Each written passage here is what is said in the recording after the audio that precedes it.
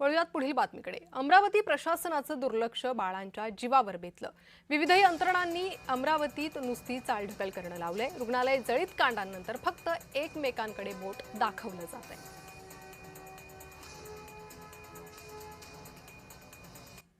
एवढंच व्हेंटिलेटर, त्याचा एवढासा छोटासा कॉम्प्रेसर, त्या कॉम्प्रेसरनं समजा एवढी मोठी भयानक आग लागत असेल तर त्या व्हेंटिलेटर्स मध्ये काही दोष होता का आणि ते व्हेंटिलेटर सबस्टँडर्ड किंवा चायना मेड होतं का याचा सुद्धा या समितीने जी आता चौकशी या समितीने पहिला आढावा घेतला पाहिजे।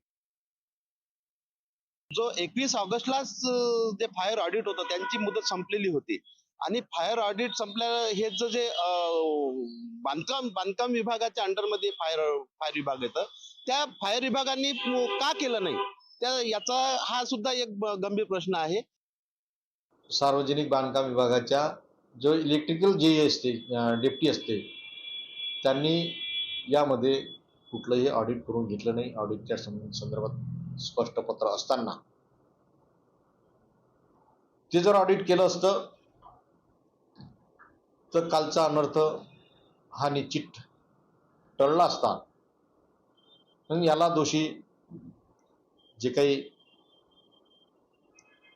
कंत्राटदार असेल, प्रशासन असेल, त्याचबरोबर 82चे अधिकारी सुद्धा जबाबदार तेवढेच धरले गेले पाहिजे।